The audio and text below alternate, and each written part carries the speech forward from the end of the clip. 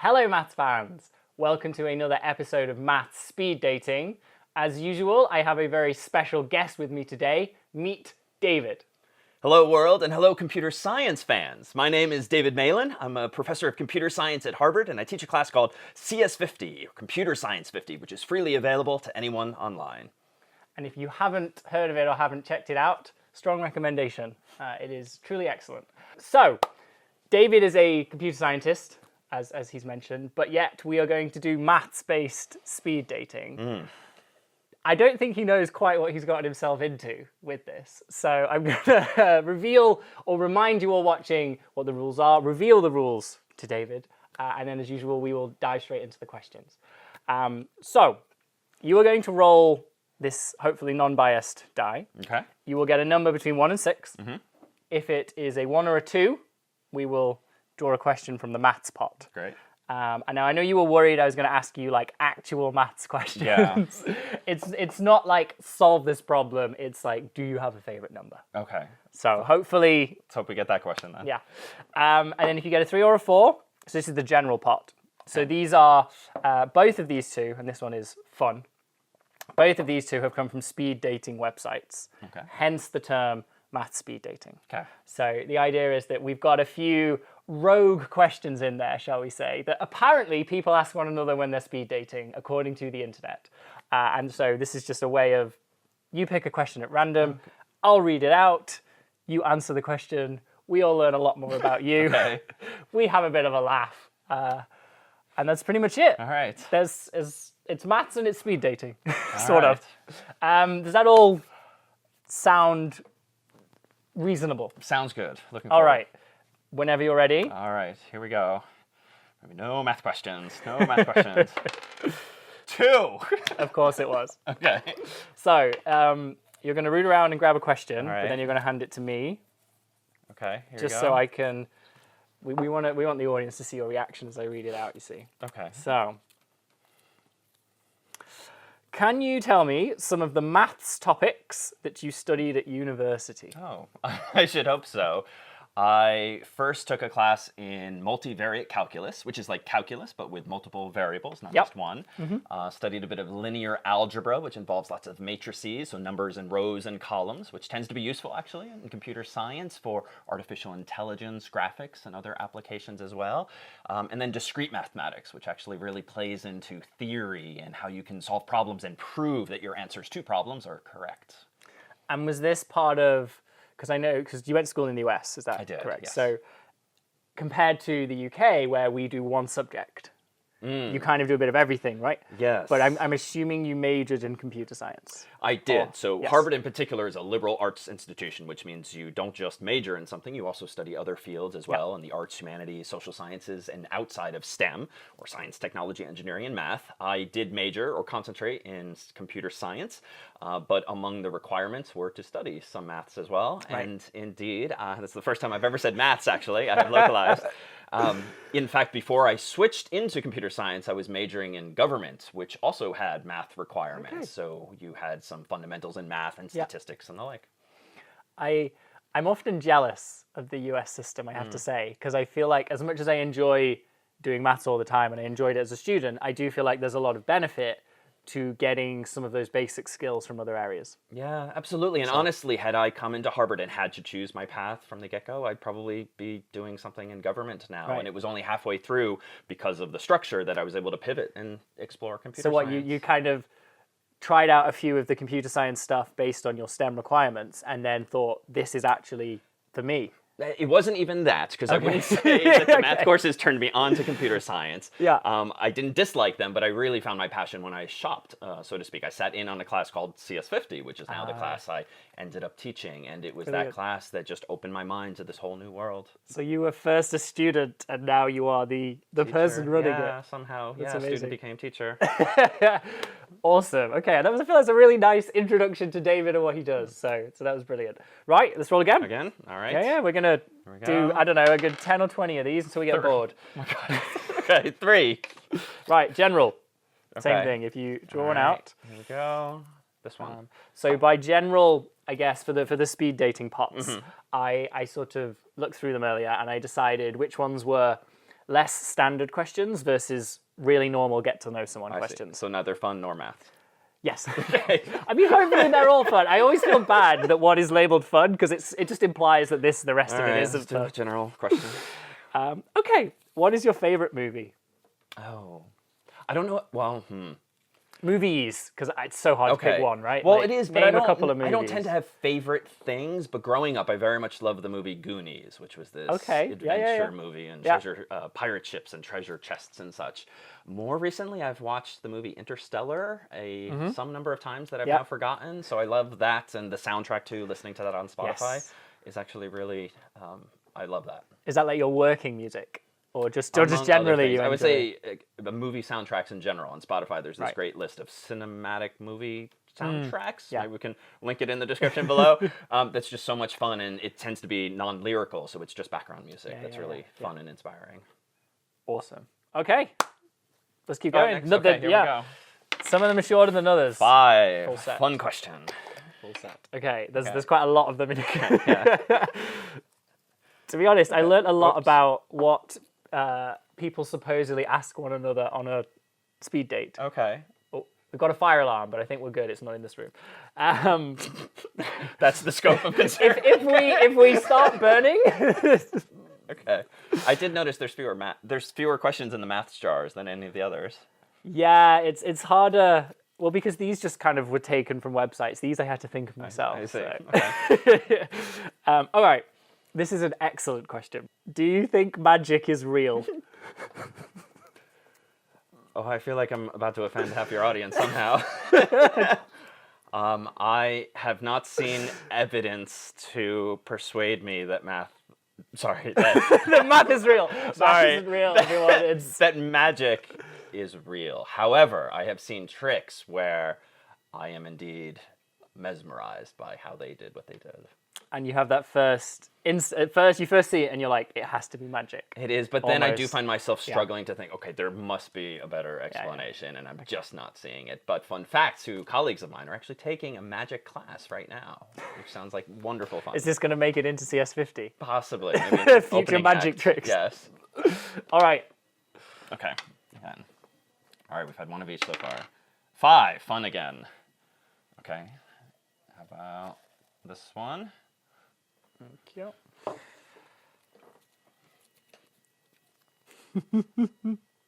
What is your best chat up line? My best chat up line. So I know this one's awkward for people, so you do not need to take ownership of said chat up line. What is one that comes into your mind? So again, it doesn't have to be one you would necessarily yourself use. I don't know, do you guys use lines here? Is that how you I mean, not really, meet each other? But like, I could tell you a terrible chat up line, but like, what's a bad one here? oh, like it's like the standard ones about like polar bears, and you're like, and then the person's like, what? And you're like, I don't know, but it breaks the ice. Oh my god. There are things of that nature which could be considered chat up lines, or like, you know, openers on dating apps. All right. I mean, I definitely don't have a favorite, but the canonical American one that comes to mind is, so, come here often? I don't know if I've ever had occasion to use that myself, though. But fair, okay, yeah, that's good. We've learned about that. Sounds very American. Okay. Thanks. All right. 4. Right. Back into the general jar. Yes. All right. How Oh, about... big one. This is a long question. Oh my god. I think it's just I got bored of cutting it and still really small. Right. We were talking about this last night. What is something that makes you feel old? Oh. So a lot of pop culture things, especially in the teaching context. Like for years, I was in the habit of using Seinfeld references, which is a very popular American funny TV show. Yeah. But drifting, I guess, out of date recollection. I have been for the past few years using The Office, because The Office, especially online, has continued to be popular among kids today. We've recently switched to using Nintendo characters, which have kind of been around now for decades and keep kind of getting refreshed in some way. So that's been helpful. But it's whenever I make a comment like that about some show that some students don't get that I do feel old. And in fact, the sort of canonical demonstration that we do in CS50 is when in a discussion of binary search, which it means searching efficiently by dividing a problem in half again and again. And for this, we've used for 17 years a phone book. And I think we hit the point a year ago where someone online asked, like, what is that he's Yeah. holding? And that What is made a me phone feel book? old. Yeah. So Yeah. turns out it's not all that dissimilar from the contacts app on your phone. So we can bridge the mental gap, but It's the visual, though, of having the phone book in front of you. I think it Yeah, really helps for the search algorithm. But they're also getting very hard to find in the U.S. Like they used to just drop them off on your doorstep Yeah. every year, or bundles of them, and no more. You have to buy them on eBay. Anything that makes me feel old? I'm trying to wonder now. I think you're right about the pop culture references when you make a reference. The other thing with you talking about students is when they use modern slang terms. Oh, like on fleek. Yeah, and then they're like, make its way they're there? like slay, and I'm like, I know what it means, but like that is not a phrase I would ever use in a sentence. You know, I think it's making us look old to have this kind of conversation. Of course it is. That's the You point could of have the just question. played along and be like, oh, yeah, I get it. Yeah. It happens to all of it. I feel like with the slang terms, you're old if you're saying something from a year ago. So Yeah, like it changes that's so true. often. But That's true. All right, here we go. Next question. 6. fun again. Fun question. All right, how about... Oh, Going for another- won't get to that one. This All right. one. We'll just pretend they've come out as well. Okay. All right. Ooh. What is the most adventurous thing you've ever done? Well, here's where I look boring on your video. The most adventurous thing I've done. This? No, this is I don't pretty know. mild, I would say, but fun and general and mathematical. Wow, I'm embarrassed to say. Surely something related to like CS50, like where you've taken a bit of a risk, or you've tried a demo that could have gone very wrong, or I mean, there's I got to tried be. to eliminate grades in CS50 years ago, and that didn't go over well. But I'm not sure that resonates as academically adventurous for folks. Can we pass and come back to that one, Okay. or something, or Yeah, whatever? yeah. All right. Yeah. No, we can. If something comes to you later, we can. Yeah, no, I'm Yeah. embarrassed to say nothing obvious comes to mind, like climbing some mountain or jumping out of a So, plane. so I remember one of my favorite answers to that question Mm-hmm. was when I was interviewing a fellow YouTuber called Simon Clark, Okay. and he said the most adventurous thing he's ever done was 4 years previous. He was like, "I'm going to go full time on YouTube." Oh. So it's like that is a huge risk to take to like Yeah. leave your job and be like, I am going to make this my job now. Like that is quite an adventurous thing to do. So I feel like, because often when you think of adventurous, like you say, people are thinking I'm climbing a mountain, I'm something bungee physical. jumping, but sometimes it can just be like a particular decision you've made or something. Yeah. I don't know if that helps. That's just No, I mean, an analog for me would be that what I do today is really by accident. It's right place, right time. And I think when I was studying my PhD, I wanted to be able ultimately to teach at a place like Harvard, but I Yeah. didn't really intend to teach. Certainly not full-time at a place like Mm. Harvard, but an opportunity arose, and I was supposed to be filling in for just a year, which itself would have been an adventure. Yeah. Teaching CS50 back in 2007, and here we are some 17 years later, and it was just a wonderful opportunity, and like the perfect class for that so sort of changed my trajectory in life, and that alone has certainly been an adventure. So I There we haven't go. climbed a actual mountain, but that's perhaps the professional I'd argue that's more analog adventurous, thereof. actually. I think that's more adventurous. It has been an adventure, yes. All right, next question. 6 again, the most fun So- question. I didn't mention this at the beginning, Uh-huh. but there is a theory. It's 6 on every side. No, there's a Okay. theory from the audience who commonly watch the math speed dating videos that the die is biased. Because if you actually look at the data that we get in the videos, Hey, you should look into there that appear then. to be distinctly high numbers of sixes. Well, it could be because there's a So- little less or more weight based on the number of divots in the. I took that from my Monopoly set. So let's play Well, I don't Monopoly know if the that's die is- legal tender. Okay. All right. Here we go. Oh, it's all I'm good. sorry. There's I'm not too very many of them good at anyway. this. No, All no, right. no. We're just dropping them everywhere. Right.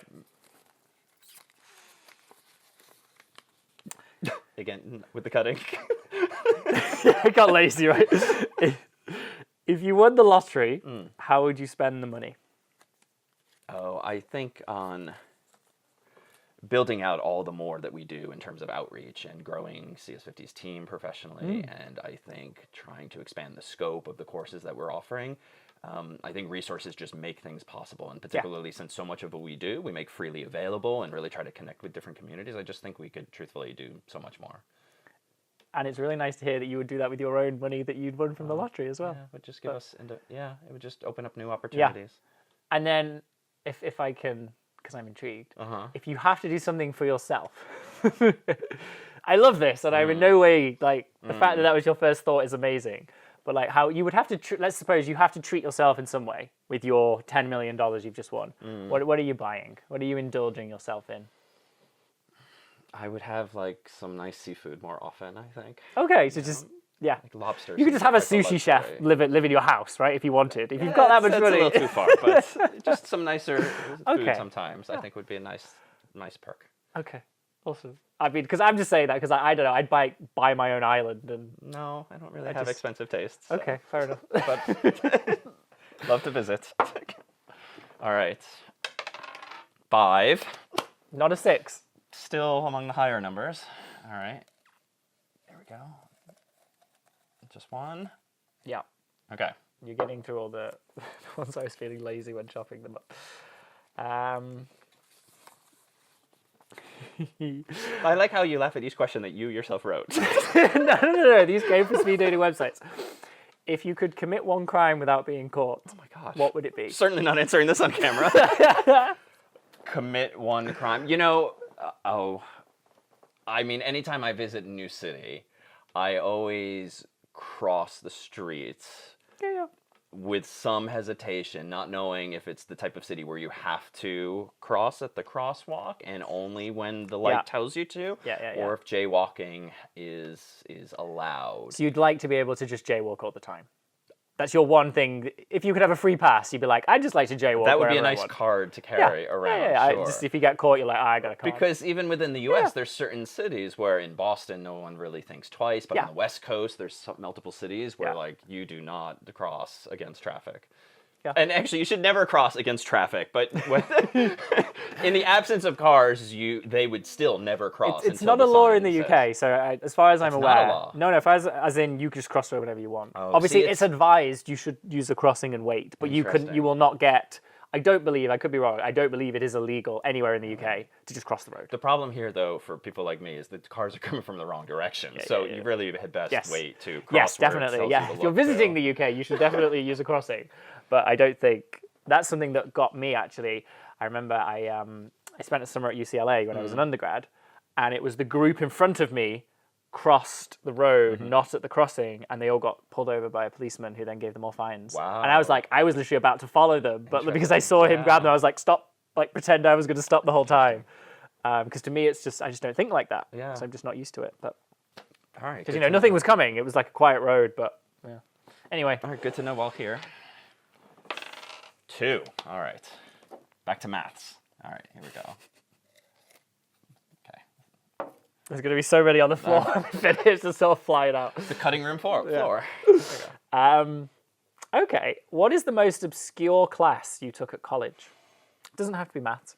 Just with the range that you can do in, as you say, in a liberal arts school. The most obscure. I mean, I wouldn't describe it as particularly obscure. Like the canonical class to reference in the U.S. is taking like underwater basket weaving, which I don't know if that actually exists, but that's always cited as like the kinds of things kids do in college today. Yeah. I mean, for me, 2 of my favorite classes, and they're not really off the beaten path, but they were relative for me, were taking Dramatic Arts 101, which was this theater class wherein every week you would learn something new about the theater. A week on reading, a week on writing, a week on directing, lighting, acting, everything. So that was so much fun, like a survey class. And then I also took as a senior, so a 4th year, Latin, introductory Latin, and it was me and a bunch of first years because they were taking it as a required language requirement, and I was just taking it for fun. And I'd never studied Latin before, and so for me it was just such fun. And I actually started to understand, ironically, English better of course, all these years later because it gives you so much more of a mental model and a context for certain rules in English that I think we learned very, and not even formally, informally, but then it made sense retrospectively. Awesome. Yeah, no, that's very cool. So is there a reason you picked Latin, or you just thought it would be... It just seems so fundamental. You just had like a spare class and you were like, Latin feels like an interesting one elective. to do. I mean, honestly, I regretted waiting so long. I didn't really take these electives classes that are optional until senior year. And I do wish I'd studied more eclectic things earlier. Just to come back to your earlier point on underwater basket weaving. So I'm impressed that's a thing here too. no, I didn't know. I've heard someone else. Oh, okay, I think okay. like you, it's kind of that probably made up thing that people use. Like, oh, this is what you do at college. No, so we have a couple in the UK.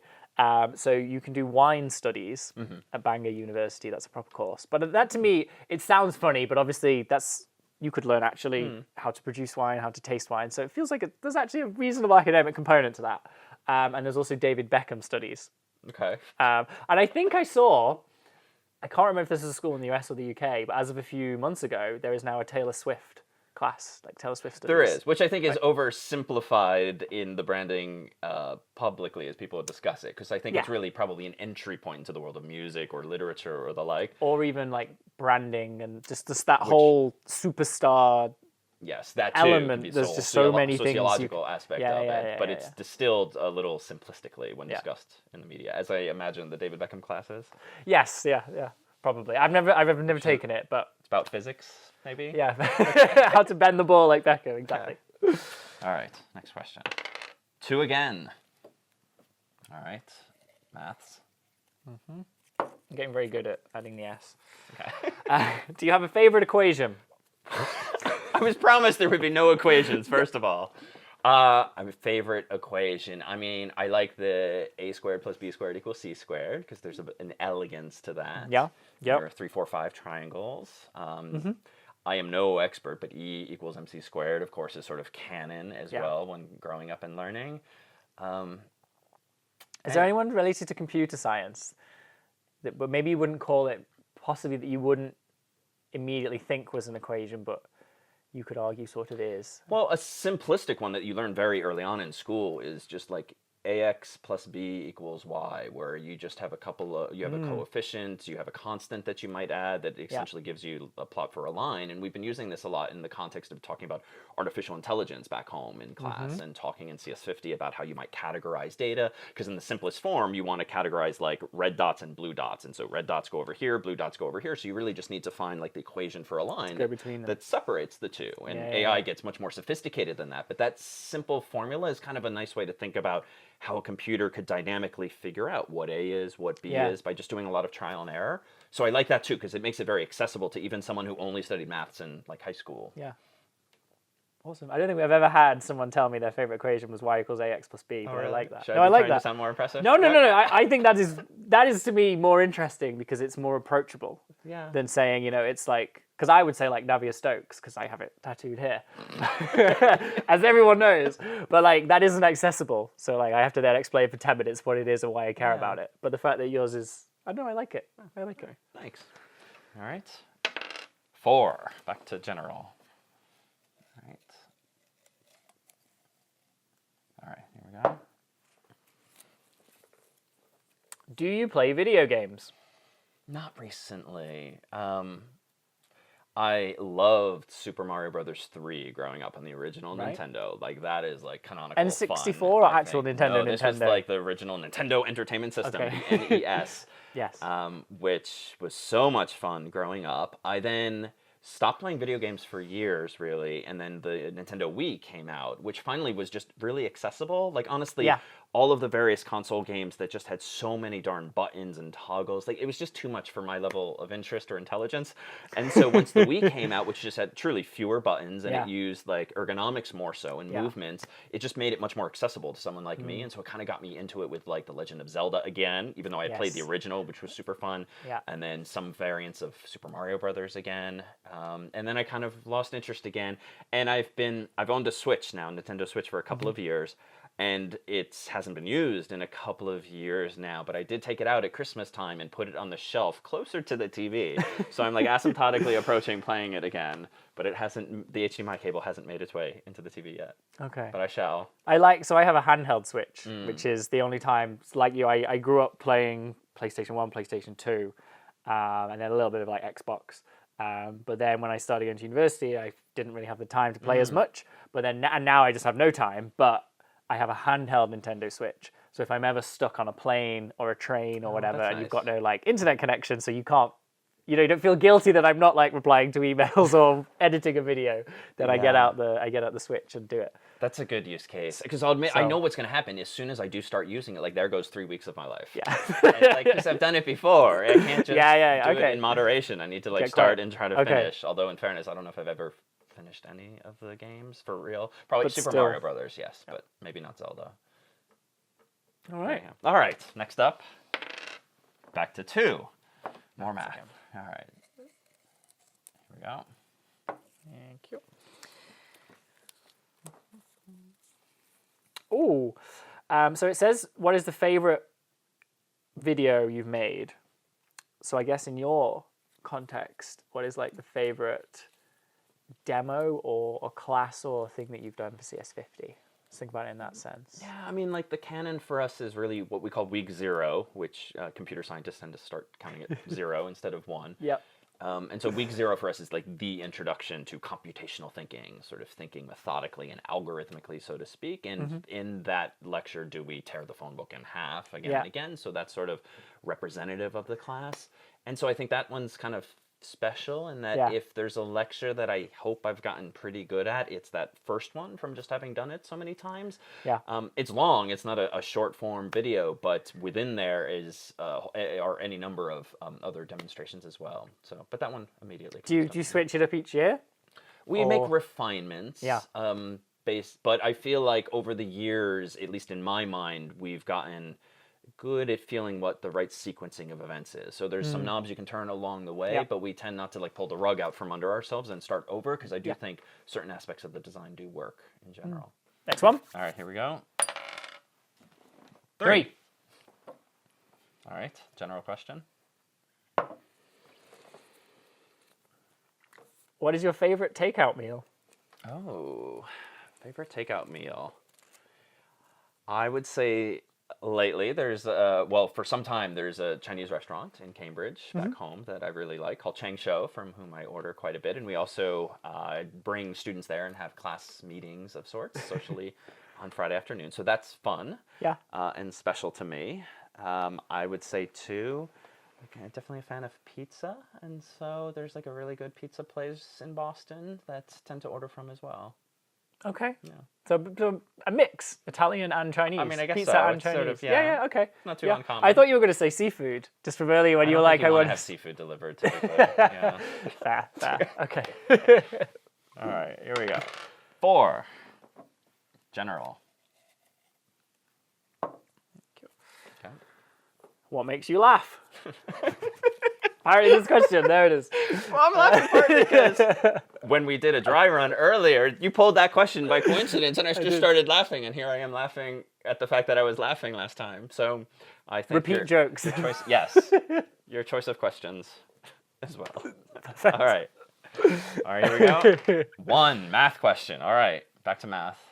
Here we go. I notice the S has disappeared now. It comes and goes with my accent. Okay, this has nothing to do with maths, but it's a very interesting question. This is kind of, I probably should have said, this is maths / like YouTube related things, because usually I'm doing this with other people who make maths or educational videos on YouTube. I see. Okay. But I think this is a good one. What is the worst fan mail you have ever received? And feel free to interpret worst however you want to interpret worst. We'll do best and worst. Let's not focus on the negatives. Or comment, or just something where you've just thought like, what is this, or this is just ridiculous or hilarious, or I don't know. Yeah. I mean, honestly, I'm not hesitating because we don't receive any negative comments. And I'm sure I comment on them with colleagues when we do receive them sometimes, but then it sort of just passes out of mind. So there isn't one that's been weighing me down all these years. I can answer the more positive one that I've shared before, which was midway through COVID, when there was finally a vaccine available. I was among those people who not only rushed to get the vaccine, but I also took a photo of like my Band-Aid on my arm, and I'd gone to the local Walmart, a big box store, to do it. And then like a day later, I had tweeted this out and posted it on social media, and someone commented on or wrote me in response to that post Yep. to say that he had been one of the software engineers who actually wrote the code for Walmart.com that implemented scheduling of COVID vaccines. Amazing. And it was just such I mean, thank God he took the class and implemented this, because he had taken CS50 as his first introduction to computer science. And granted, there were many more steps for him along the way up until that point, but that was just really special to sort of see it come full circle, and our students had all grown up and we're actually like doing good things for the world, even something as seemingly straightforward as a scheduling system for the website. But so many people, of course, were instantly essential, using it. Yeah. No, that's brilliant. Yeah. I guess on the positive stuff, I'm with you. Like the when you kind of get those stories of people who I've either taught or engaged with your content, and then you hear how it's actually had this like made a difference to their lives, or actually put them on a certain course, like you said, that's actually affected like the world in a really positive way. It's really nice. Yeah, no, so special that it then sort of came full circle and we connected the dots in that way. Yeah. So awesome. Right. I think we should end there, I think that is a beautiful, wholesome point for us to end on. And I think really sort of really emphasizes and sort of creates like a nice take-home message for the viewers of like what CS50 is all about, right? This kind of introduction to computer science. What is it? Why do we do it? And then sort of, as you've said yourself, then takes them on that journey to potentially becoming software engineers and changing the world. That's the hope. Well, thank you. Thank you for having me. You're welcome. So huge thank you, David. Thank you always to all of you for watching. If you want to check out CS50, they can do it for free, right? Indeed. If they want to. You can go to youtube.com/CS50, where everything is, and you can also enroll for free in the class itself at cs50.edx.org. There you go. All the links will obviously be in the video description. So thank you, David. Thank you to all of you for watching. As usual, it'd be great for me if you could subscribe to the channel if you've enjoyed this, and definitely do go check out what David does over at Harvard and CS50. And I will see you soon with some more maths fun. Take care.